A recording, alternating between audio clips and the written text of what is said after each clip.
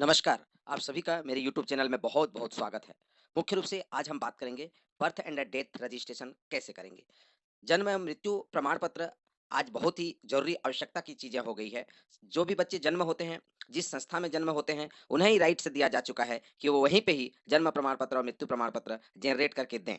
तो इसीलिए बर्थ और डेथ रजिस्ट्रेशन आज स्कूलों में हो, चाहे आप किसी भी डॉक्यूमेंट में, एक बहुत ही निहायत जरूरी चीजें हो चुकी है। इसीलिए आज हम सभी को जानना होगा कि बर्थ और डेथ रजिस्ट्रेशन संस्था में कैसे करते हैं। प्राथमिक स्वास्थ्य केंद्र हो, सामुदायिक स्वास्थ्य केंद्र हो, उप स्वास्थ्य केंद्र हो, सभी स्तर पर बर्थ और डेथ रजिस्ट्रेशन का देने का राइट्स उनको प्राधिकार दिया जा चुका है। तो आइए हम समझने की कोशिश करते हैं कि कैसे हमारे संस्था में वो बर्थ और डेथ सर्टिफिकेट जनरेट करेंगे। तो सबसे पहले हम बात करेंगे DC.CRS.ORGI।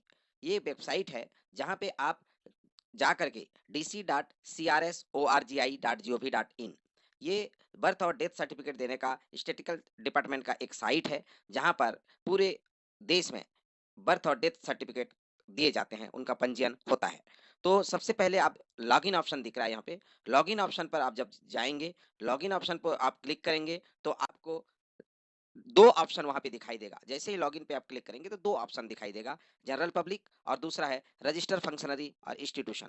हमको जो है, चूंकि हमारा इंस्टीट्यूशन है, तो हम उस पर क्लिक करेंगे। इंस्टीट्यूशन जो रजिस्टर फंक्शनरी है, जिनको आईडी और पासवर्ड दिया गया है, वो संस्थाएं यहाँ पे रजिस्टर्ड करेंगे।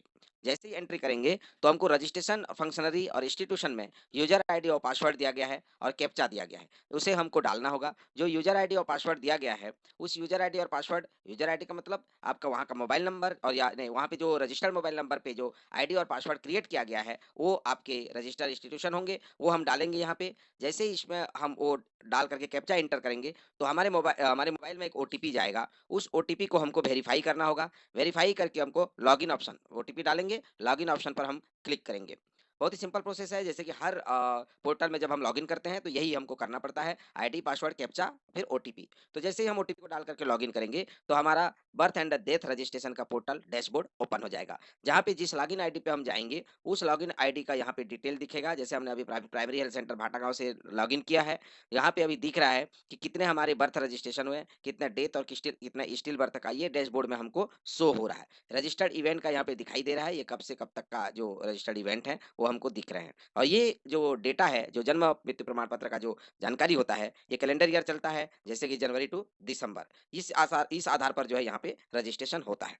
इस डैशबोर्ड को आप देखेंगे तो इसमें जो सर्च एप्लीकेशन है, ये आपको with in 7 day, with in between 8 to 15 days, more than 15 days, ये ऑप्शन सर्च एप्लीकेशन इंजन पे आपको यहाँ पे दिखाई दे रहा है। साथ ही साथ जो है बर्थ इवेंट के बारे में भी जानकारी यहाँ पे दी गई है।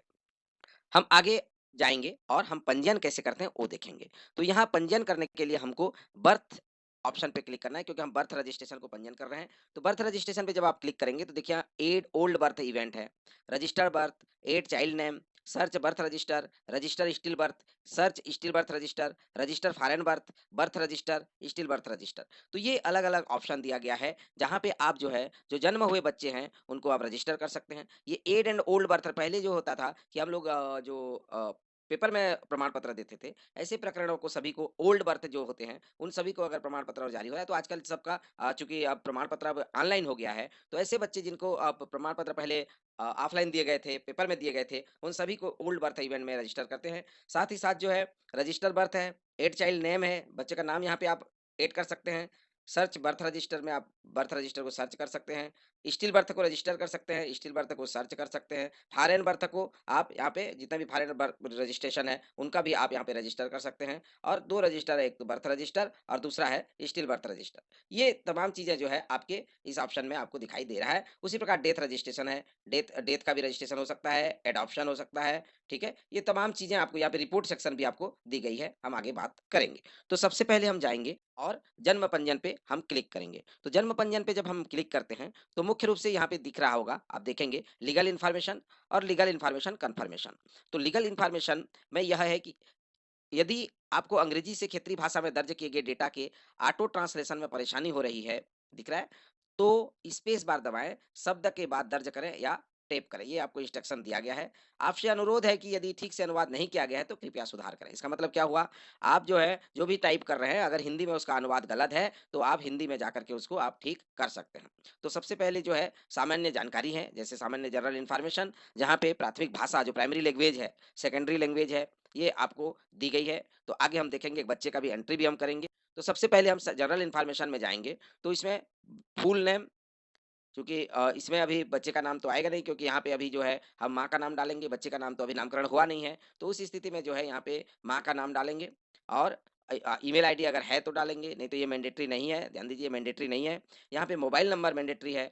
आधार नंबर भी मैंडेटरी नहीं है, लेकिन आधार नंबर भी हमको डालना होगा। फिर पूरा नाम, एड्रेस, पता और डॉक्यूमेंट, इस तरह से हम इसको नेक्स्ट करेंगे। तो देखिए, सबसे पहले हमने भरा इंग्लिश, हिंदी। बच्चे का जो जन्म तिथि है वो है, आप यहाँ पे आप डालेंगे, ठीक है? जन्म तिथि आप एंट्री करेंगे। फिर चाइल्ड इन्फॉर्मेशन में बच्चे का जन्म तिथि हो गया, उसका जन्म तिथि को कंफर्म करना, कितने बजे जन्म हुआ, सेक्स क्या है, और आधार। चूँकि आधार उस समय बच्चे का बना नहीं होगा, इसीलिए हम इसको अभी छोड़ देंगे। उसके बाद बच्चे का नाम नहीं रखा गया है, यदि बच्चे का नाम नहीं है, तो कृपया चेक बॉक्स को टिक करेंगे। ये जो चेक बॉक्स दिया हुआ है, उसको आपको टिक करना है। जैसे हम उसको टिक करेंगे, यहाँ हमने जानकारी भरी हुई है, फादर इन्फॉर्मेशन हमने दिया हुआ है।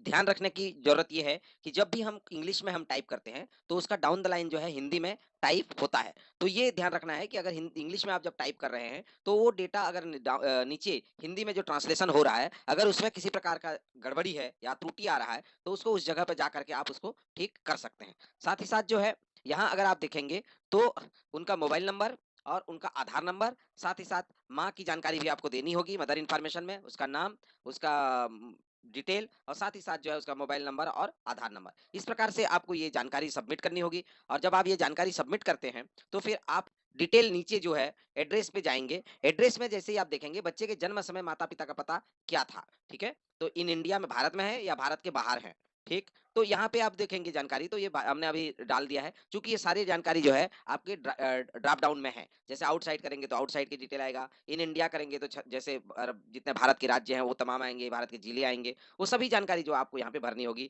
राज्य क्या है, जिला क्या है, उप जिला क्या है, आपका शहर क्या है, वार्ड क्या है, पिन कोड क्या है, बिल्डिंग नंबर, हाउस नंबर जो अवेलेबल है, वो जानकारी आपको जो यहाँ पे भरनी होगी। तो उसी प्रकार जो है उसका परमानेंट एड्रेस की बात भी की गई है कि माता पिता का स्थायी पता क्या है। क्या माता पिता का स्थायी पता वही है जो बच्चे के जन्म समय में था, हाँ या नहीं में जानकारी देना है। जैसे हाँ क्लिक करेंगे तो उसका डिटेल जो है डाउन द लाइन पॉपअप हो जाएगा। तो इस तरह से ये जानकारी जो एड्रेस से संबंधित जानकारी आपको भरनी है। उसके बाद जो है बर्थ प्लेस की जानकारी, कहाँ पे बच्चे का जन्म हुआ, क्या घर में हुआ, हॉस्पिटल में हुआ, ट्रांजिट में, वो जानकारी यहाँ पे आपको भरनी होगी। फिर जैसे ही आप अस्पताल में, चूंकि हम अस्पताल के लॉगिन से लॉगिन किए हुए हैं, अगर इसी को हम जो जनपद पंचायत या वहाँ लॉगिन करेंगे, तो वो जानकारी हम अगर देंगे, तो हमने अस्पताल में चूँकि डिलीवरी कराया है, तो अस्पताल का हम जानकारी यहाँ पे लिखेंगे। साथ ही साथ जो सूचना देने वाले हैं, जो ये जानकारी को दे रहे हैं, अर्थात वहाँ पे नर्स होंगे, डॉक्टर्स होंगे, जो ये जानकारी को दे रहे हैं, इन्फॉर्मेंट्स इन्फॉर्मेशन, तो उनका नाम, उनका मोबाइल नंबर, उनका आधार नंबर, पूरा पता, एड्रेस, वो सभी चीज़ें आपको यहाँ पे भरनी होगी। तो हमने जैसे कि यहाँ पे एक जानकारी भरा हुआ है, आपका पूरा नाम अगर है, तो मोबाइल नंबर, आधार नंबर और एड्रेस। तो एड्रेस में हमने जैसे यूपीएससी भाटागांव का लिखा है। अब उसके बाद सेव एज ए ड्राफ्ट, आप एक ड्राफ्ट में सेव भी कर सकते हैं, दूसरा नेक्स्ट कर सकते हैं। दोनों ऑप्शन आपके पास है कि अभी आप सेव करके उसको रख सकते हैं, फिर आगे बढ़ सकते हैं। तो हमने यहाँ पे नेक्स्ट किया। जैसे ही हम नेक्स्ट करेंगे, तो हमारा देखिए यहाँ पे 4 जो जानकारी है, पहले हमने क्या भर दिया, अभी लीगल इन्फॉर्मेशन हमने कंप्लीट कर दिया। अब दूसरी जो जानकारी आ रही है, वो है स्टैटिस्टिकल इन्फॉर्मेशन। यहाँ मुख्य रूप से स्टैटिस्टिकल इन्फॉर्मेशन में कि उसकी जो जब बेसिक जानकारी है कि कितना पढ़ी है, कौन से धर्म की है, कौन से वो जगह की, वो तमाम चीज़ें हम यहाँ पे भरेंगे। तो यहाँ देखिए, ग्राम या शहर का नाम जहाँ माता का निवास हो, माता जहाँ सामान्यतः रहती है, क्योंकि प्रसव की जगह भिन्न हो सकती है, घर का पता दर्ज करने की आवश्यकता नहीं है, ठीक है? तो यहाँ पे बच्चे का जन्म के समय माता-पिता का जो पता है, वो अगर आप देखेंगे तो यहाँ पे लिखा हुआ है, अगर इस टिक को आप लगा देंगे, बच्चे के जन्म के समय माता-पिता का यहाँ पे कॉपी करेंगे तो ये टिक लगा देंगे, तो अपने आप जो जानकारी है वो सारी चीज़ें भर के आ जाएगा, क्योंकि लीगल इन्फॉर्मेशन में हमने इसको भर चुके हैं, ठीक है? अब आगे हम देखेंगे भर के, तो जैसे हमने देखो इस चेक बॉक्स में हमने टिक लगाया यहाँ पे, तो अपने आप राज्य आ गया, टाउन आ गया, शहर आ गया, सभी जानकारी आ जाती है, ठीक है? अब जो सबसे महत्वपूर्ण जानकारी जो है, वो पिता-माता की इन्फॉर्मेशन। यहाँ बच्चे के जन्म के समय माता-पिता का पता को हमने कॉपी कर लिया। अब उसके बाद जो बेसिक जानकारी है कि वो कौन से धर्म से, कौन से रिलिजन से है, चाहे सॉरी, हिंदू हैं, मुस्लिम हैं, ईसाई हैं, सिख हैं, बौद्ध हैं, जैन हैं, वो कौन से धर्म से हैं, वो सभी जानकारियाँ जो है आपको यहाँ पे भरनी होती हैं। दूसरा, उनके पिता का शैक्षणिक स्तर क्या है, वो जानकारी आपको भरना है कि वो क्लास 1 से लेके 5, 10, 8, 12 पूरी जो जितने भी कक्षाएँ हैं वो सभी, चाहे आईटीआई हो, डिप्लोमा हो, पीजी हो, मास्टर है, एमफिल है, वो सभी जानकारी आपको यहाँ पे भरनी है। साथ ही साथ पिता का व्यवसाय भी आपको लिखना है कि डोमेस्टिक हेल्पर है, एम्प्लॉयर है, गवर्नमेंट एम्प्लॉयी है, नॉन वर्कर है, आपको पता नहीं है, प्राइवेट एम्प्लॉयी है, ऐसे पूरी जो उसकी जानकारी है, वो जानकारी आपको यहाँ पे भरनी होती है। उसी प्रकार माता की भी सूचना देनी होती है कि माता कौन से धर्म से है, कौन से कक्षा तक पढ़ी हुई है, वो तमाम जानकारियाँ आपको यहाँ पे ड्रॉप डाउन में आ जाता है। आपको बस चेक बॉक्स को क्लिक करना है। माँ का व्यवसाय क्या है, ये भी जानकारी आपको भरनी है। एक और महत्वपूर्ण जो जानकारी है, वो अदर इन्फॉर्मेशन के रूप में दी गई है, जहाँ पे विवाह के समय माता-पिता की आयु पूर्ण वर्षों में, यदि एक से अधिक बार विवाह हुआ हो, तो प्रथम विवाह की आयु लिखें।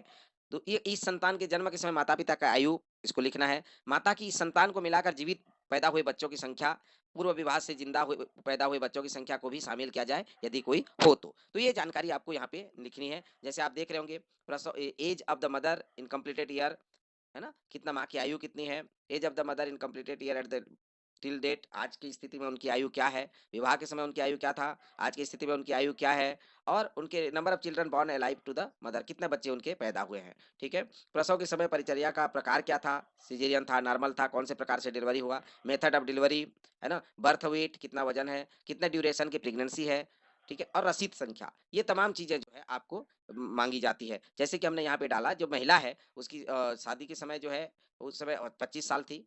आज की स्थिति में जो लास्ट जो टाइम जो बच्चा पैदा हो रहा है, उसकी आयु 41 साल की हो गई है। उनके यहाँ कितने बच्चे हैं? 3 बच्चे उसके यहाँ जिंदा पैदा हुए हैं।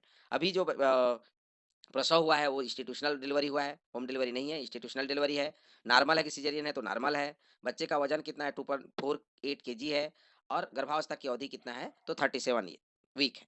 इस और रिसीव, ये जो रिसीव नंबर है, ये देखिए यहाँ पे ये सभी जानकारियां मैंडेटरी दी गई है, ठीक है? ये रसीद नंबर भी आपको मैंडेटरी दिया गया है, ठीक है? रसीद संख्या भी आपको यहाँ पे, जब आप ये वीक ज्यादा होगा ड्यूरेशन, ये जो गैप है, तो ये आपको यहाँ पे रसीद संख्या जब आप पंजीयन करेंगे, तो भी आपको जो है आपको ये लगेगा। तो मुख्य रूप से इसको समझते हैं कि रसीद जो है कैसे हम जनरेट करेंगे। तो सबसे पहले यहाँ देखिए, जब आप डैश मेनू में जाते हैं तो फी एंड अकाउंट डिटेल है। फी एंड अकाउंट डिटेल को जब आप क्लिक करेंगे तो 3 ऑप्शन आएगा, मैनेज फी, पेमेंट अकाउंट और एड व्यू पेमेंट डिटेल। तो आप चूंकि एड एड करना चाहेंगे, आप क्योंकि आपको रसीद जनरेट करना है, तो add and view payment detail में क्लिक करेंगे। जैसे आप वहां क्लिक करेंगे तो आपको ये सर्च पेमेंट डिटेल का ऑप्शन दिखेगा, जहाँ पे आप receive number, application name, from to करके आप सर्च कर सकते हैं। लेकिन आपको क्या करना है, यहाँ पे जनरेट पेमेंट रिसीव करना है। आपको जो फी जो है पेमेंट रिसीव जनरेट करना है। जैसे आप जनरेट पेमेंट रिसीव पे क्लिक करेंगे, तो आपके पास जो है आपको जनरेट न्यू पेमेंट रिसीव में एक एप्लीकेशन नेम, एप्लीकेशन का नाम डालना है जिसके नाम से बना रहे हैं, उसका टाइप डालना है, इवेंट टाइप डालना है, जैसे बर्थ है, डेथ है, जिसमें फिर पर्पस डालना है। और पर्पस जैसे ही आप एंटर करेंगे, देखिए बर्थ में, इवेंट टाइप में birth, add name, foreign birth, adoption, still birth, death, ये ऑप्शन आ जाते हैं। जब पर्पस में जाएंगे तो यहाँ पे आप देखेंगे तो 3 ऑप्शन दे रहे हैं, reported between 22 to 30 days from the date of occurrence of event, reported between 31 day to 1 year from the date of occurrence of the event, reported after 1 year from the date of occurrence। तो ये जैसे ही आप इसको click करेंगे तो सभी का अलग अलग अमाउंट जो है वहां पे फिक्स है। जैसे मैंने 22 टू 30 डेज को क्लिक किया, तो यहाँ पे अमाउंट देखिए कितना आ गया, यहाँ पे 2 रुपए चार्ज आ गया। जैसे आफ्टर 1 ईयर करता हूँ तो यहाँ पे देखिए कितना रुपए का अमाउंट आ गया, 10 रुपए का आ गया। तो ये जो राशि है ये सांख्यिकी कार्यालय में फिर जाकर के जमा करनी होती है। तो मुख्य रूप से यहाँ पे जो है आपको ये अमाउंट करके आपको सबमिट करना है। जैसे ही आप इसको सबमिट कर देते हैं, तो जनरेट पेमेंट में आपको जो बच्चे का नाम और तमाम चीज़ें जो है आ जाती है। रिसिप्ट नंबर आपको जनरेट हो जाता है और उसका पर्पस आपको जनरेट हो जाता है। आपको व्यू एंड प्रिंट में जाकर के इसको व्यू एंड प्रिंट कर लेना है। तो जो आपके जो डेटाबेस है, वो अभी देखिए ये नॉट लिंक दिख रहा है। जब व्यू प्रिंट करके आप जाएँगे तो वो लिंक हो जाएगा। कहाँ पे? वहाँ पे। तो आप फिर वो डेटा जो रिसिप्ट नंबर है, उसी रिसिप्ट नंबर को यहाँ पे आपको एंट्री करना होगा। एंट्री करने के बाद फिर आगे जो है आपका डॉक्यूमेंट सबमिशन का पार्ट आ जाता है। डॉक्यूमेंट सबमिशन में मुख्य रूप से जो है आपके सारे डॉक्यूमेंट जो भी आपके डिस्चार्ज स्लिप हॉस्पिटल का होगा, जो एफिडेविट होगा, वो तमाम जानकारियाँ जो है आपको यहाँ पे भरनी होती है। एफिडेविट में भी क्या है कि अगर आपको लिख के जैसे शपथ पत्र लेते हैं ना, तो ऐसे ही आप उससे शपथ लेते हैं। कई बार क्या होता है कि रजिस्ट्रेशन लेट हो रहा है, 1 साल के बाद का कर रहे हैं, या कोई भी रजिस्ट्रेशन आप जब कर रहे हैं तो उसका अगर डिले हुआ है तो क्या कारण से डिले हुआ, सर्टिफिकेट प्रमाण पत्र क्यों नहीं, ऐसे आप एक एफिडेविट भी यहाँ पे डाल सकते हैं। मैंने अभी क्या है कि एक डमी फाइल को यहाँ पे अपलोड किया है ताकि आपको जो है ये समझ आ सकूं कि फाइल कहाँ पे अपलोड होकर के दिखता है, क्योंकि यहाँ पे उसका ओरिजिनल फाइल अपलोडेड है पर मैं यहाँ पे आपको उसको हाइड करके दिखाने की कोशिश किया है। उसी प्रकार जो है अगर आप चाहते हैं कि और डॉक्यूमेंट अपलोड करना चाहते हैं तो यहाँ पे ऐड मोर का ऑप्शन है, जहाँ जा करके आप और आसानी से डॉक्यूमेंट अपलोड कर सकते हैं। ठीक है। उसके बाद जो है आपके पास पूरी जो जानकारी है, चाइल्ड इन्फॉर्मेशन जो बच्चे की सूचना है, वो पूरी जानकारी आपके यहाँ पे दिखाई दे देगा कि डेट ऑफ बर्थ बच्चे का कब है, लिंक क्या है, पूरा नाम क्या है, आधार नाम क्या है, फादर का इन्फॉर्मेशन क्या है, मदर का इन्फॉर्मेशन क्या है, ये सभी जानकारी आपको जो है आपको आप देख रहे होंगे यहाँ पे ये लीगल इन्फॉर्मेशन कन्फर्मेशन वाले फॉर्म में आपको दिखाई देना शुरू हो जाता है। हमने लीगल इन्फॉर्मेशन पहले एंट्री किया, उसके बाद हमने स्टैटिस्टिकल इन्फॉर्मेशन को हमने भरा, फिर अब लीगल इन्फॉर्मेशन कन्फर्मेशन की बात हम कर रहे हैं। लीगल इन्फॉर्मेशन कन्फर्मेशन में मुख्य रूप से हमें जो पता दिया गया है, जो परमानेंट एड्रेस है, प्लेस ऑफ बर्थ है, ये सूचनादाता का जो एड्रेस है, वो सभी जानकारी जो है हमको यहाँ पे कन्फर्म करने की ज़रूरत होती है कि उसका सही जानकारी, क्योंकि प्रमाण पत्र तो यहीं से जनरेट होगा। ये जो जानकारी हम भर रहे हैं, वही जानकारी उस प्रमाण पत्र में रिफ्लेक्ट होगा, तो हमको यहाँ पे जाकर के कन्फर्म करना होता है। कन्फर्म करने के बाद हम उसको नेक्स्ट में क्लिक करेंगे। क्लियर है? तो नेक्स्ट में जैसे ही हम क्लिक करेंगे, फिर हमारे पास जो है एक डिटेल जो स्टैटिकल इन्फॉर्मेशन कन्फर्मेशन, हमने अभी लीगल इन्फॉर्मेशन कन्फर्म किया था, इसके पहले क्या किया था हमने? लीगल इन्फॉर्मेशन कन्फर्म किया था। अब हमारे पास एक जानकारी खुल ओपन हुआ है, वो है statical information confirmation. Statical information में आपने क्या भरा था? देखिए दोनों चीज़ें समझ रहे हैं ना? लीगल इन्फॉर्मेशन के लिए लीगल इन्फॉर्मेशन कन्फर्मेशन किया आपने और स्टैटिकल इन्फॉर्मेशन के लिए स्टैटिकल इन्फॉर्मेशन कन्फर्म किया। अर्थात जो जानकारी आपने वहाँ भरा है, वो तमाम जानकारियों को आपको यहाँ पे कन्फर्म करने की ज़रूरत है।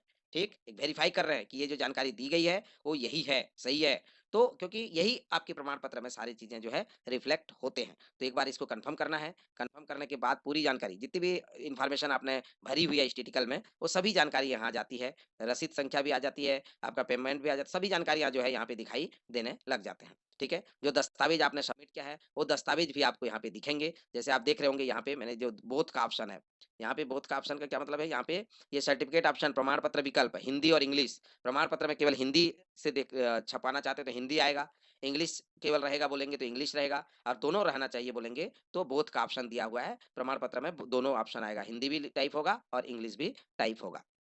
रिमा यहाँ पे दिखाई दे रहा है ना, ये बोथ हिंदी इंग्लिश, ये जो मैंने अभी बताया, ये चीजें आपको यहाँ पे इस तरह से दिखाई देगा। रिमार्क में आप लिख सकते हैं। साथ ही साथ यहाँ पे एक महत्वपूर्ण जो बातें की गई है, वो है चेक बॉक्स जो दी गया है। ये जो जानकारी है, मेरे द्वारा प्रस्तुत की गई जानकारी मेरे सर्वोत्तम ज्ञान विश्वास के अनुसार सत्य है। साथ ही मुझे मृत्यु पंजीयन अधिनियम 1969 के धारा 23(1)(b) के तहत झूठी जानकारी प्रस्तुत करने के लिए दंड की जानकारी है। मैं सभी नियम और शर्तें को स्वीकार करता हूँ। ये आपको जा करके ये इस चेक बॉक्स पर, इस चेक बॉक्स पर आपको क्लिक करनी है। जैसे ही आप क्लिक करेंगे तो आप यहाँ पे सबमिट बटन पर जाकर के आपको सबमिट करना है, तो आपकी पूरी जानकारी क्या होगी? सबमिट हो जाएगी। जैसे ही आपकी जानकारी सबमिट होगी तो submitted to district authority for permission दिख रहा है।